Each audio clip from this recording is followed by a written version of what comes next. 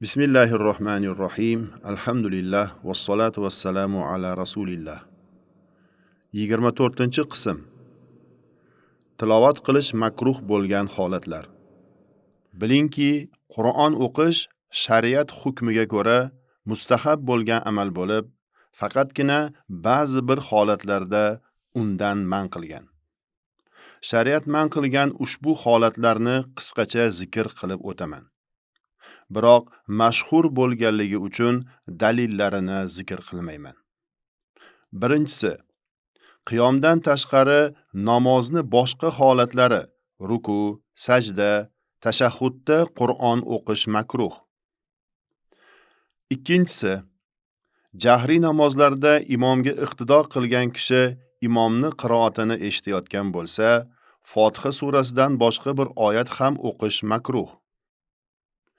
Bu hukm Shofiy mazhabiga ko'ra bo'lib, Hanafiy mazhabida muqtadiga imomni qiroati kifoya. Shuning uchun jahri namozlarda ham, maxfiy namozlarda ham muqtadi aslo qiroat qilmaydi. Tafsilotlar va dalillar uchun fiqh kitoblariga murojaat qiling. Tarjimon. 3. Haloda, hojatxonada o'tirganida tilovat makruh. 4. Uyqusiraganida va qayerni o'qiyotganini bilmayotgan holatda Qur'on o'qish makruh. 5. Kishi xutba eshitayotgan bo'lsa, Qur'on o'qishi makruh. Faqat xutbani eshitmayotgan bo'lsa, makruh emas, aksincha mustahabdir.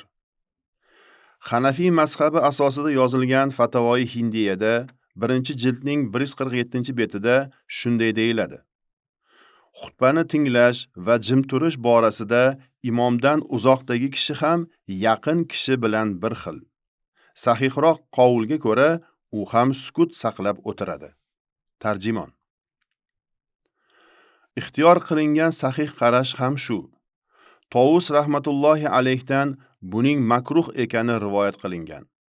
Ibrohim Nahayi rahmatullohi alayhdan aksincha makruh emas deganlari rivoyat qilingan.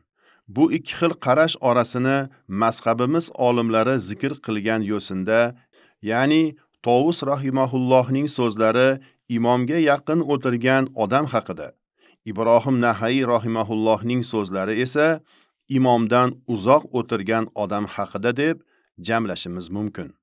Tavofda Qur'on o'qish makruh emas. Bu bizning mazhabdagi hukm. Aksar boshqa olimlar ham shu qarashni ma'qullashadi. Bu hukmni Ibnul Munzir Ato, Mujohid, Ibn Muborak, Abu Savr va Ray ahlidan rivoyat qilingan. Hanafiy mazhabida tavof qiluvchi atrofdagilarga halal beradigan darajada ovozini ko'tarmay Qur'on tilovat qilish joiz amallardan hisoblanadi. Ammo duo va zikrlar bilan mashg'ul bo'lishi afzalroq bo'ladi. Dalilu manasikil umra ala mazhabil Hanafi 72-bet. Hasan Basri, Urva ibn Zubayr va Imom Malik rahmatullohi alayhimlar tavofda Qur'on o'qish makruh ekanligini aytishgan. Ammo to'g'riroq qarash birinchi toifa ulamolarning so'zidir. Hammomda, yo'lda yoxud og'zida qon kabi najosat bo'lgan kishining Qur'on o'qish haqida ixtilofli qarashlar oldinroq zikr qilingandi. Vassalamu alaykum va rahmatullohi va barakatuh.